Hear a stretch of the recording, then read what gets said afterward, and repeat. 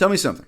How do you feel as a vegan, knowing that even if we managed to achieve a 20% decrease in meat consumption, if we had a reducitarian uprising, a 20% decrease in demand, nothing would change.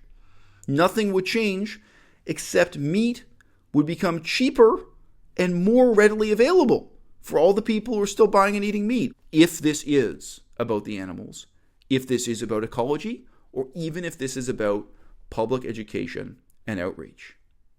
Fundamentally, people become vegan when they discover, when they learn that it's the right thing to do. And the progress of the vegan movement relies on us asking again and again, won't you join us? Won't you do the right thing simply because it's the right thing to do? And everyone knows the hinge that's going to turn on more than anything else is going to be public education and outreach. And guess what? Boycotts, they actually don't reach out to or educate anyone. The main effect they have is reaffirming our own sense, which I would call a delusion, of our moral purity. This is tough love, people. I'm not going to give you a reassuring half-truth or a lie. Like, oh yeah, good for you. By taking palm oil out of your fridge and putting it in the garbage, you're doing something really positive. You're doing the best you can. You're not. It's really deeply disturbing to instead consider how futile those kinds of gestures are, and that direct intervention would take everything you've got to give. Who's going to make that commitment? The odds are it's not going to be you, or if it is you, it's only going to be to one issue to the exclusion of all others. I think a decision made in a supermarket from a couple of thousand miles away still has an impact. Not many people can divide their time between all of the causes they believe in. Choosing how we spend our money is an easy way to vote for what we believe in. You're right, it's easy. It's too easy. It's facile. It's exactly that easy cop-out you're taking that I'm here to challenge. What I want to do isn't easy. Okay? I want to win. I want to make a real difference. I want to challenge you to think this through. And again, he says a decision made in a supermarket still has an impact. Right, more than zero impact. But now let's question that. That can't be the end of the conversation. That has to be the beginning of our analysis. Same with street activism, same with boycott-based consumer activism. Something I've said to people now again and again the last couple of weeks is, look, I have my own unique contribution to make to the vegan movement. And it is not standing in silence wearing a mask. Now, some people are deaf mutes. Some people cannot speak. I still would not recommend that they contribute to the movement by standing in silence wearing a mask. I think there's probably something to really be said about sign language outreach and how someone communicating in sign language would do activism. Not really my topic for this video. But I say to you also, if you have the ability to watch this video on YouTube, I really think the odds are you also have a unique contribution to make to the future of the movement. And it is not standing in silence wearing a mask. And it is not just reducing the number of items in your fridge that are linked to a histrionic, preachy, over-the-top post on Facebook that told you what you should and should not buy so that you can label yourself a morally good person. We have to move past the boycott mentality.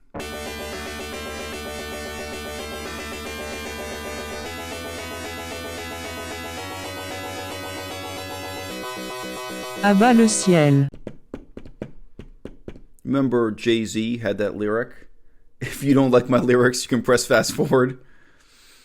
Look, guys, a lot of what you get on this channel is tough love for the vegan movement. I think you know, if you've even just started watching my videos this month, it comes from a place of love. I really care about the future of the vegan movement.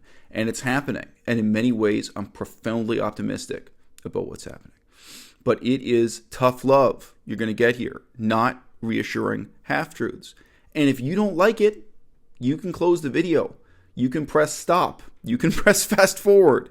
I'd urge you not to, because I think I'm raising really important questions that for many of you are going to have important and somewhat unexpected answers. I had someone writing into me following up on the palm oil issue and on the question of how we can make a positive difference in this world, given where it is we're starting from in the movement in 2018. Vegan Dreamer wrote in, quote, "The biggest thing with palm oil is we are told about massive reforestation." I think she made a typo there. She probably meant deforestation. "Orangutans homeless and dying. I even met someone who went to Southeast Asia and saw for herself the devastation. I see your point, and it's a great argument, but I also want to do the right thing." Now look, her intentions here are 100% positive. I completely recognize that, and you'll see what I say in my reply. What I say in my reply is tough love. I don't give her a half-truth, I don't reassure her, and I don't sit down and pat her on the head for having good intentions. Because good intentions are simply not good enough. What we want to have are good impacts and good outcomes. What we want is to play to win. At the end of this game, we don't want to be the losers who had the best of intentions, right? And that applies to specific case studies and examples, like what do you want to do about orangutans, and it applies to the movement as a whole. But before I read my reply here, just step back for a second and realize I've taken on two of the biggest delusions in the vegan movement. Just within this month, two of the most unchallenged, deep-seated assumptions about what action and activism and organizing the movement is. One of those topics was basically the significance of street protest, street theater, street demonstrations, including Direct Action Everywhere, Anonymous for the Voiceless, Cube of Truth. And I really got to see and also hear, like when I had voice chat with people, Skype calls, that kind of communication, I was really, galvanizing other vegans. I was sparking something new, a new set of considerations where they were suddenly looking at and reevaluating how they were using their time and what the real outcomes were in a very significant and meaningful way. And it's not on the basis of claiming that there's zero efficacy to these street protests. I was saying to one colleague, a guy who has a degree as a lawyer, so he has a high level of education, he has various options for how we can make a difference in ecology, in the vegan movement, through various means. He has better options in his life than standing on the street and screaming at people or holding a sign or just wearing a mask. I said to him, look, this protest that just took place in Canada, in Ottawa, Canada, called Nation Rising, they put more than a year of planning into this. They had support from all of the biggest vegan and animal rights foundations in Canada. Some of them non-vegan, but mostly vegan, vegan and allied organizations. I've never seen a single photograph or video that shows more than 50 people showing up. It looks to me like fewer than 50 people. Like when I'm counting, honestly, I can count like 35 people on camera at any one time. And I said to him, you and me, if we had done this, if we had put a year of work into this, and I think it was more than a year, we would now be sitting down and saying to each other, wow, what a huge waste of potential that was. What a huge waste of time and money that was. Basically, we organized fewer than 50 vegans to show up, stand in the sun, and get a pep talk, get a lecture from James Aspey, from another vegan, about how we should all pat ourselves on the back and feel so great about being vegans. It is about treating others the way that you would want to be treated. It is about extending your circle of compassion to embrace all living beings. Give it up for the vegan movement.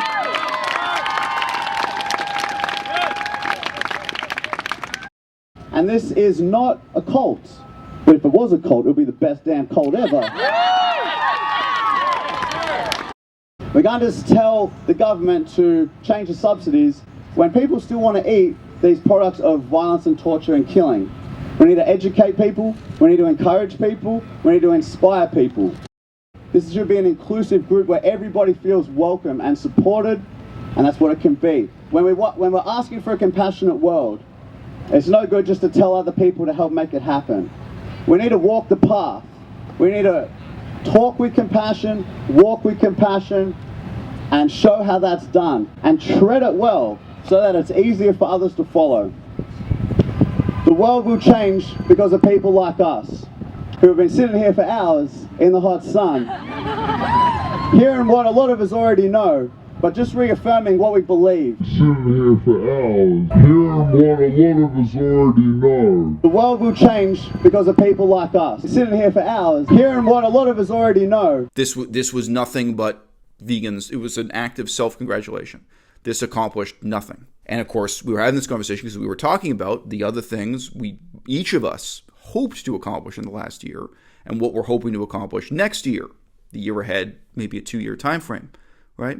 So these are serious decisions we've got to make, and they have huge impacts on people's lives. I've had now protracted discussions with several people, and they're saying to me, oh, but this street activism, it's so effective. Like, we reached 300 people. It's like, guess what? I can do a video on YouTube about Game of Thrones. I can reach more than 300 people. There are other, 300 is not a huge number. So you're telling me 15 people devoted 30 hours of labor over several weekends, and you reached it. Well, let's really think about this. Let's really talk about what's effective. And what you're challenging there, as I say, I'd call it a delusion. But it's really just, it starts off as an unquestioned assumption that the most effective, most important form of activism is standing on that street and testifying, right? And today, what we're dealing with is a similarly deep-seated, unchallenged assumption that the way to make a difference in the world is through boycotts, is the boycott mentality. Okay, so here we go. I replied to this person, Vegan Dreamer, quote, doing the right thing involves positive action, not just negation. Boycotts, reduced consumption, and antinatalism are all negative and passive rather than positive and active interventions. If you want to help orangutans, you have to actually help orangutans. That may be tragic and burdensome for you to face up to. It is what it is. You're not helping casualties of the Syrian civil war by refusing to purchase Syrian products. The war in the Ukraine isn't going to end through a boycott, nor through antinatalism. The dolphins in the Mekong River won't be saved by your buying less of anything, really. But you can actually help them by doing things, as opposed to refusing to buy things. Get it? This is tough love, guys. I'm not saying this out of contempt for this person or hatred or anger, but this person is so deep in this boycott mentality that the only way, the primary way, or the only way to pursue and advance social change is through a boycott. And when you think of just this broader set of comparisons, of examples, it is tragic and burdensome. It is frankly humiliating. It's humiliating to think, oh, if I care about a human rights issue, well, do I really care about it? Maybe I care about it not to buy something made in Syria when I go to the grocery store. I don't know when the last time was you saw a product made in Syria on sale at the grocery store. Maybe I care enough about this to modify my consumer habits just slightly.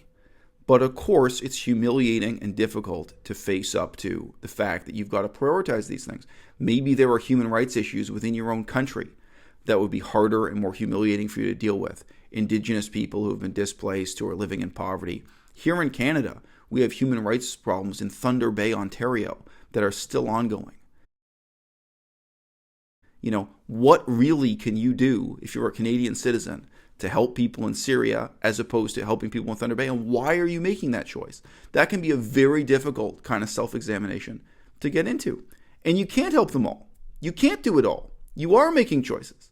Are you going to help dolphins in the Mekong River, or are you going to help orangutans? If you really help them, not passively, not negatively, but positively and actively, it's going to take everything you've got to give, time, effort, and probably money, if you want to set up and get a foundation rolling doing this. Or you could do it solo. You could be a one-man activist going out helping orangutans. Helps if you have a background in veterinary science or something, but sure, if you want to, you can roll up your sleeves, you can do humanitarian work alone. I met many people who did it. In a sense, I was a person doing it or trying to do it when I was in Southeast Asia too. I didn't have any organization backing me, and it was tough. And again, there's a humiliating question to ask here. If this is really what you want to do, why is it orangutans in far-off Indonesia? Why isn't it, a species in your own backyard? Sorry, assuming you're not watching this video in Indonesia, assuming you're living in England, Canada, Australia, anywhere else in the world. In your country right now, there are species, probably endangered species and probably not endangered species, that could use your help, your time and effort and money to reach out to them and save them in this direct and active way. Do you want to do that? Do you want to make that sacrifice? That's time you won't be spending on your own family. And in a sense, it's time you won't be spending on the vegan movement proper. It's time you won't be spending supporting, say, a vegan diet, abolishing slaughterhouses or things. It's humiliating to have to deal with that, with the finitude of what you've got to contribute. And that's exactly what people don't want to face up. That's what the boycott mentality lets you think. The boycott mentality lets you think you can make an infinite positive difference in the world by reducing the scope of your incredibly finite consumption. Okay, here's the next message that was written into me on this. Hato writes, so economic sanctions are useless, ? Now, let me just pause here for 1 second. So many people would just be intimidated by this kind of statement. I find this is especially true in left-wing politics rather than, conservative or centrist politics. Just someone throws out an economic claim about capitalism, and that's the end of the conversation. Nobody wants to challenge it. That's it puts a sort of powerful punctuation into the conversation. Period. Oh, he took a stand on economic sanctions. Well, I'm not so easily intimidated. And again, this is one of the reasons why I bring tough love to the movement. I know other people can't ask these questions and can't broach these answers in the way I can. All right, I'm not deterred by this. You'll see my reply. So economic sanctions are useless, he asks sarcastically. Assuming the population in question aren't idiots, hopefully they'll recognize the path of least resistance. In a capitalist society, a drop in demand does what? ? I think a decision made in a supermarket from a couple of thousand miles away still has an impact. Pause. Again, keep in mind what I said over and over again in the critique of street activism. I'm not claiming that screaming on the street has zero impact. I'm saying when we sit down in all honesty and examine it in comparison to the alternatives, whether you're a lawyer or you're a musician. I gave a million examples. You have to be really skeptical about is this or is this not the most effective option you've got. And in most cases, I think the answer is no. Something I've said to people now again and again the last couple of weeks is, look, I have my own unique contribution to make to the vegan movement. And it is not standing in silence wearing a mask. Now, some people are deaf mutes. Some people cannot speak. I still would not recommend that they contribute to the movement by standing in silence wearing a mask. I think there's probably something to really be said about sign language outreach and how someone communicating in sign language would do activism. Not really my topic for this video. But I say to you also, if you have the ability to watch this video on YouTube, I really think the odds are you also have a unique contribution to make to the future of the movement. And it is not standing in silence wearing a mask. And it is not just reducing the number of items in your fridge that are linked to a histrionic, preachy, over-the-top post on Facebook that told you what you should and should not buy so that you can label yourself a morally good person. We have to move past the boycott mentality. Not many people can divide their time between all of the causes they believe in. Choosing how we spend our money is an easy way to vote for what we believe in. Oh, so you notice implicitly, this is affirming what I just said to you in between my reading. You're right, it's easy. It's too easy. It's facile. It's exactly that easy cop-out you're taking that I'm here to challenge. What I want to do isn't easy. Okay? I want to win. I want to make a real difference. I want to challenge you to think this through. And again, he says, a decision made in a supermarket still has an impact. Right, more than zero impact. But now let's question that. That can't be the end of the conversation. that has to be the beginning of our analysis. Same with street activism, same with boycott-based consumer activism. Quote, regarding, in a capitalist society, a drop in demand does what?